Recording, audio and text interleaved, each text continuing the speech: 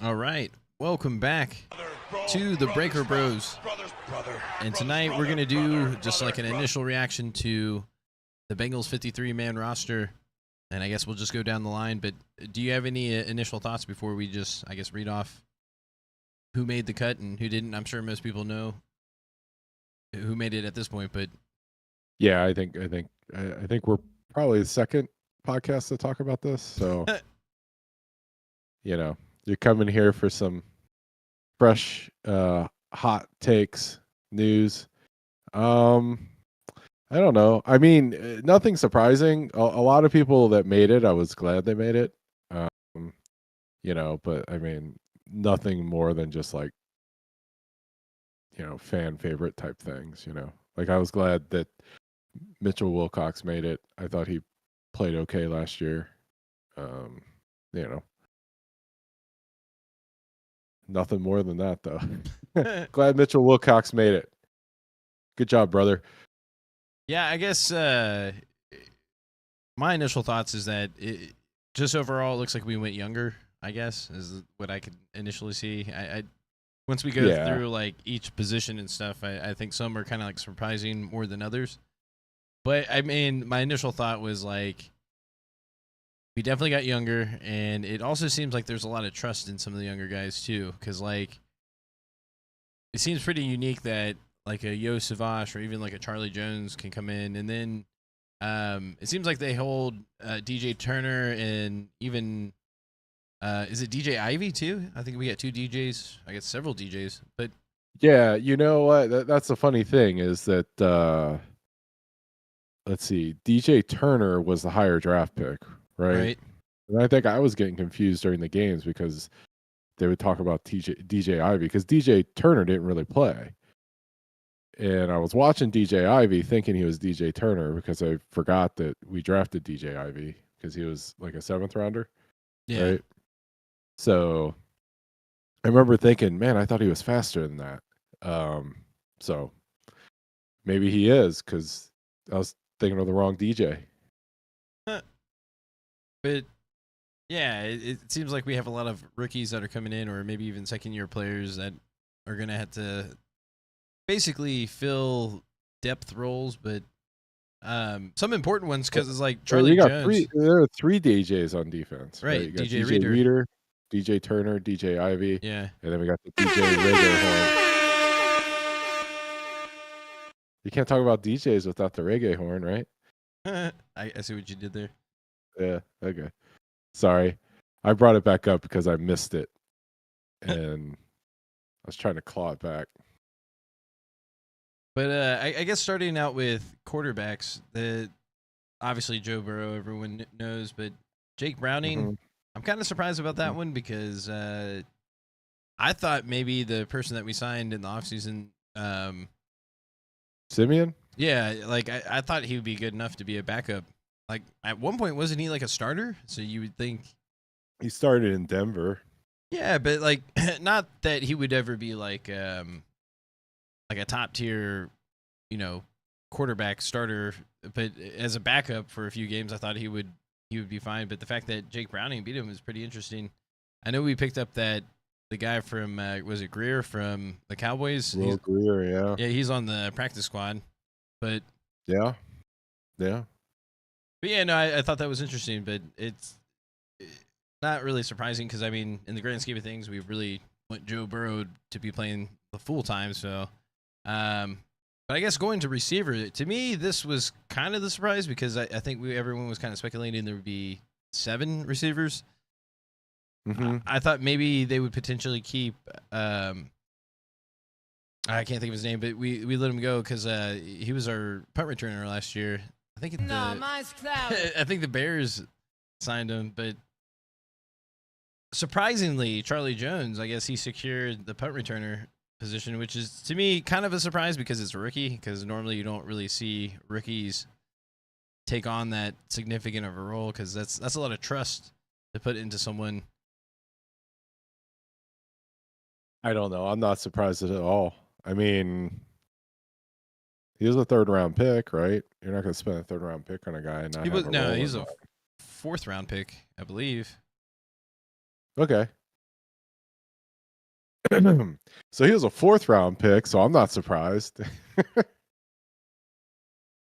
I'm not. I just, I mean, I think they spent a lot of draft capital on a wide receiver. They have a plan, right? So you got to get them in the game. Yeah, no, I mean, right. I mean, basically, he's a replacement for Tyler Boyd.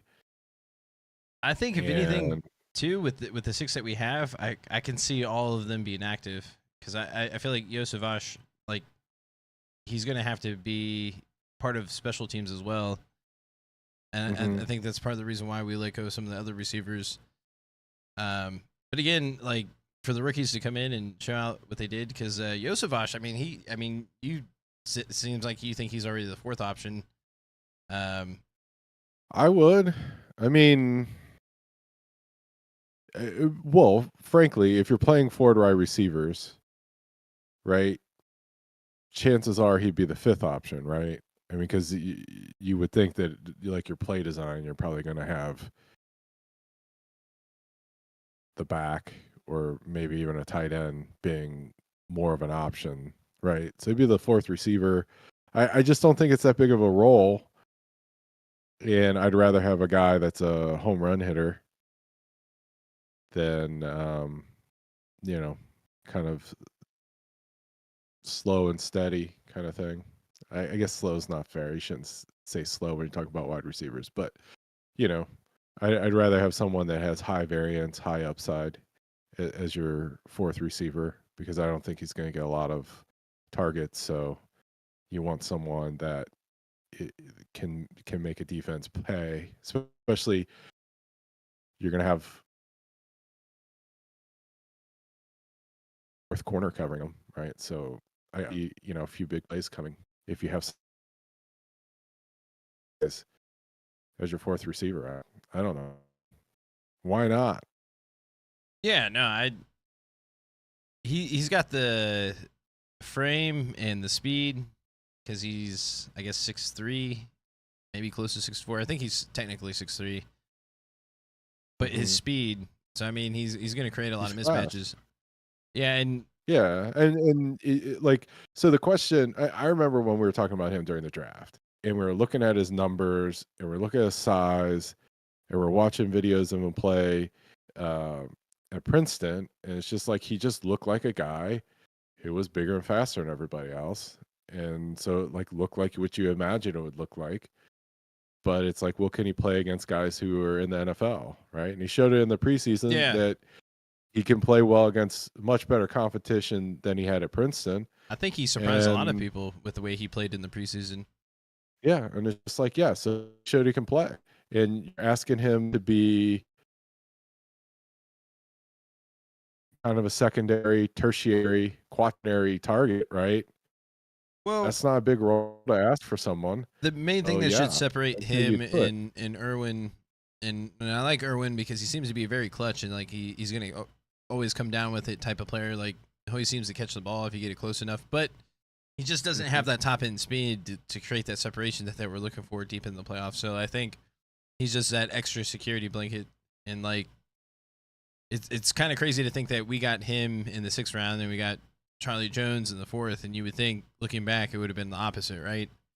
Because it's looking that Charlie Jones is fulfilling like a very, and I know it's kind of early, but just based off what we saw in the preseason, it looks like Charlie Jones is actually doing more of a specialty role, whereas Yosevash could be potentially that 3rd option down the road, Yeah. Well, I mean, but to me, like the big thing with the Yosevash pick is like to me the big comparison is you compare it to what the Bengals did when they took Jerome Simpson, right?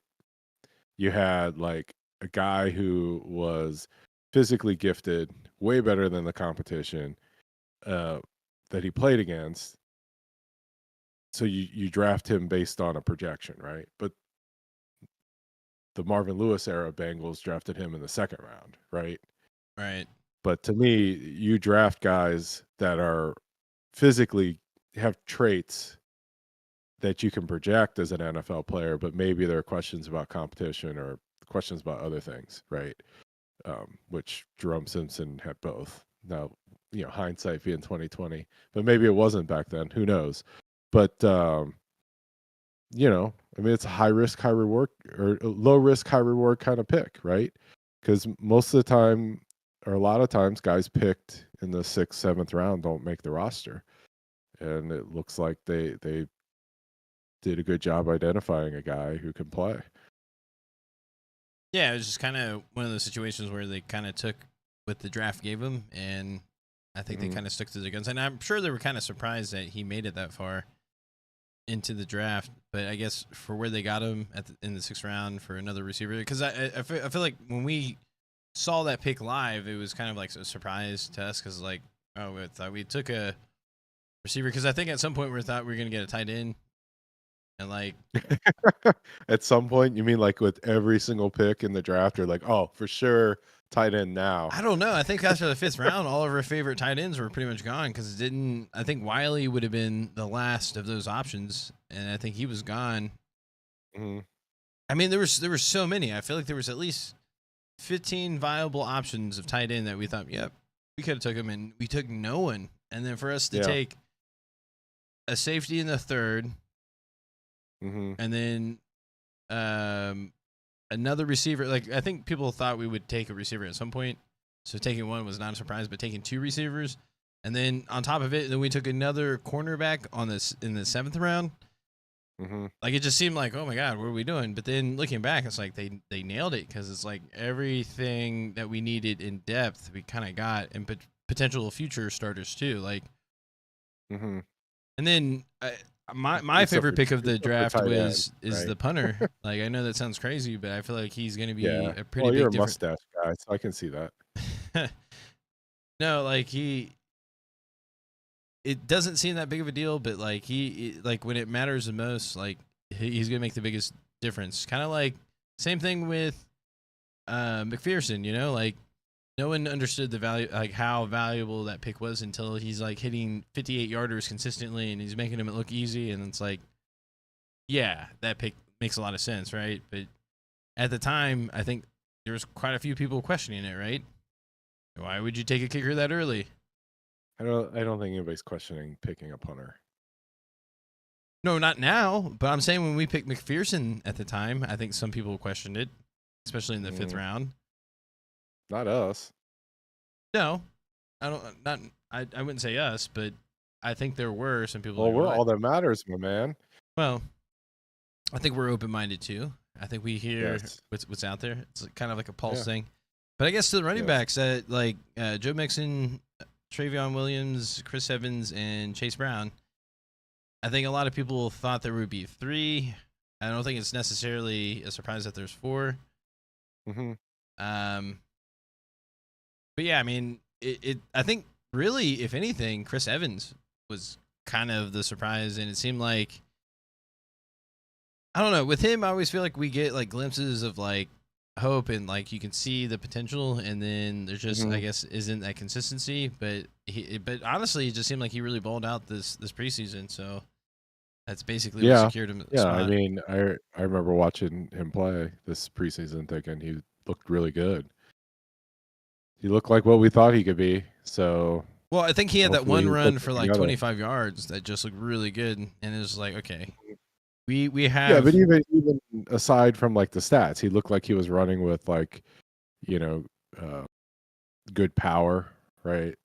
And looked fast. Yeah, still can catch.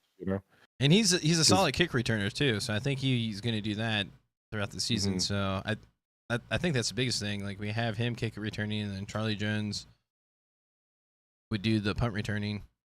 And then,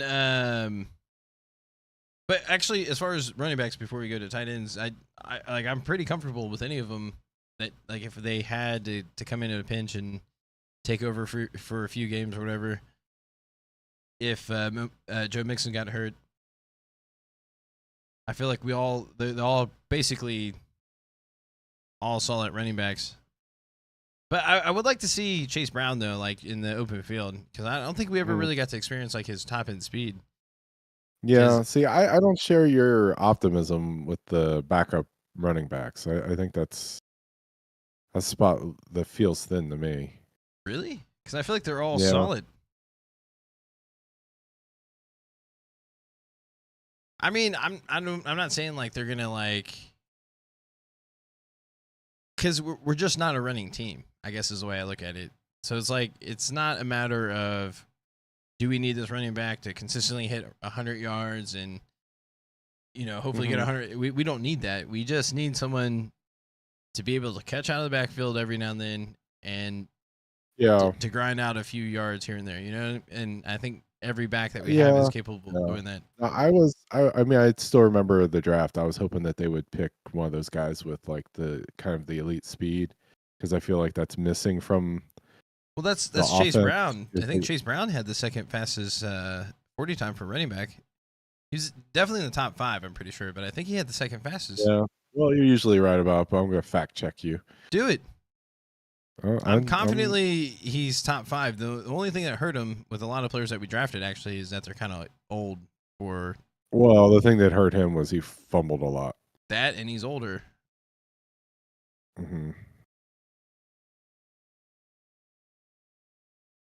Running. Oh, there you go. And 2023 NFL Combine running back 40 times. Okay. So you say top 5? Is that what we're saying? Yeah.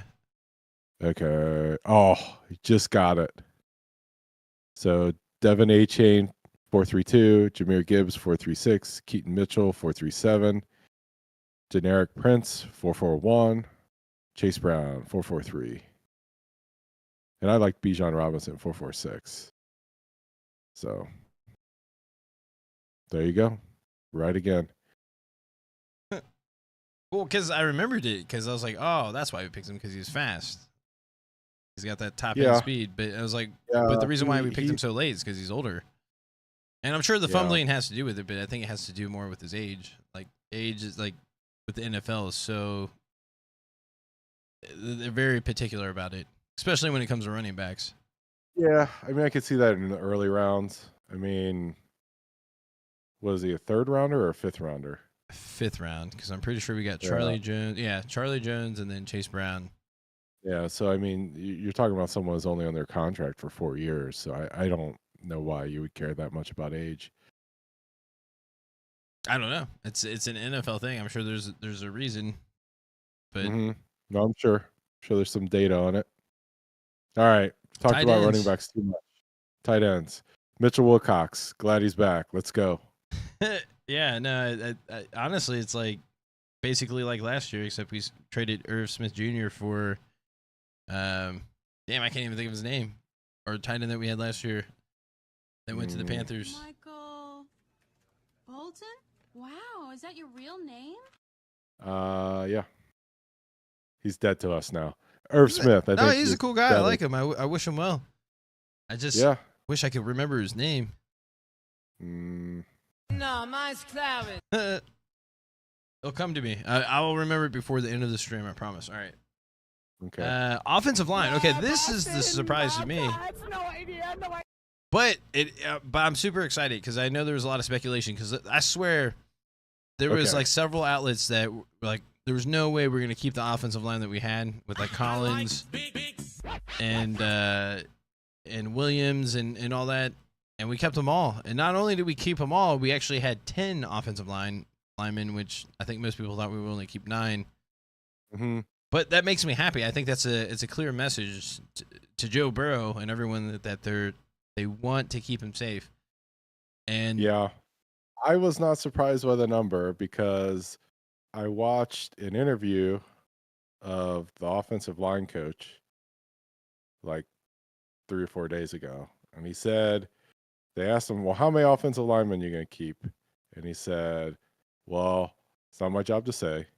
And then, like, after 10 minutes of word salad, he goes, well, I've been on teams that had as few as 8 and as many as 12. And I was like, oh, we'll probably be around 10 then, huh? And bang, 10. Look at that. Well, I think Trey Hill was the one where they weren't sure. I think that seems to be the biggest question mark because I think Sharping was taking a lot of the center snaps. But I think that also suggests that maybe Trey Hill's a little bit better than what people think he may be, and because that's obviously you wouldn't put him out there if someone can grab him. So if you made the roster, they must think highly of you, or you're a higher pick and they just don't want to cut you because they got to give you a few $1 million a year, and that's kind of like a Brown thing to do, you know? So yeah, I mean, Trey Hill was drafted the same year as another Trey, right? No, because it was Jackson Carman, Trey Hill, and that Deontay Smith. I think they were all drafted the same year. Yeah. I thought we drafted like a big nose tackle as like a 360 pounder. Oh yeah, but he was from. Was that the guy from Clemson? I think it was, but I don't know if his name was Trey. But I'm glad that we kept Cody Ford. I'm glad that we kept Max Sherping. It just like when I look at our offensive line, I think our starting five, and then I can see it where when Collins gets healthy and he comes back, he's going to be the extra tight end. Like when they're on the goal line. No, seriously. Like why wouldn't he be? I'm all for it. It's going to be a thing. They did that last year. Guess who? That's who came in. They were doing that last year consistently. Jackson Carman would do it before everyone got hurt, and then when Jackson Carman was starting, that Adeniji, I think, came in as an extra. So I could see where they're going to use him as like the extra tight end, or like when they need to get that yard. But he's just a really good insurance policy. Plus, another thing people are not really thinking about is that we still have him under contract for 1 more year. So, like, chances are we're not going to re-sign Joni Williams, right? So we're going to be in the same situation that we thought we were in this year, where we didn't know who's going to be the right tackle at the beginning of the year because we didn't think Jonah was going to want to do it, right? So when he leaves, we still have 1 more year with Collins, which would have he's even cheaper next year, right? Because I think next year we're only paying him $8 million overall, which I think a portion of that is already paid with his signing bonus. So like his real like money that we're paying out that year is like $6 million. It's probably not even it's not really significant at all. So like it makes sense for them to keep him, and then of course if they find a better option, they can cut him at that point next year. But he's a really good insurance policy for this year and next year. So I'm just glad they kept him. And like I said, I felt like there was a few outlets in the media that were just like for sure that he was going to get cut because they just couldn't see a possible way for him and Williams. So Trey Hill is a 6th round pick. Yeah. Oh, I got confused with Tyler Shelvin. Yeah. No. He wasn't from Clemson. He was from LSU. LSU. Yeah. Because he was the guy that was like, on Joe Burrow's. He put Joe Burrow on his shoulder. Yeah, but didn't he weigh like? No, he's huge. Yeah. So I always like Trey Hill because I confuse him for Tyler Shelvin, and the bigger you are, the more I like you on a football team. Makes sense. All right. But I with Trey Hill, I feel like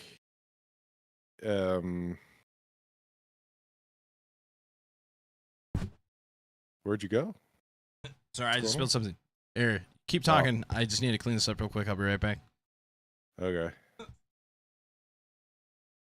So with Trey Hill, I feel like he's really the extra offensive lineman that they're keeping, waiting for what's his face to get off the PUP list. All right. So defensive line at DJ Reader, Trey Hendrickson, BJ Hill, Sam Hubbard, Josh Tupou, Cam Sample, Joseph Asai, Jay Tufele, Zach Carter, and Miles Murphy. So sorry, spilt my drink. All right. I just read all the names of the defensive linemen. Cool. Who's the name of the tackle that's on the pup list? The extra tight end. Tanner Hudson? No, that's not what I'm thinking of. Oh, sorry, I'm thinking of the practice squad. We were really excited about him last year. Joseph Asai? Offensive line. Oh, Collins. Lyle Collins. Yeah. I feel like Trey Hill should get nervous when Lyle Collins is getting ready to come off the pup list. Yeah, I mean, I think too they just know that there's probably going to be a few more injuries, so like they'll have time to like maneuver the roster and do it all that. But yeah, I think it's all just insurance policy. Like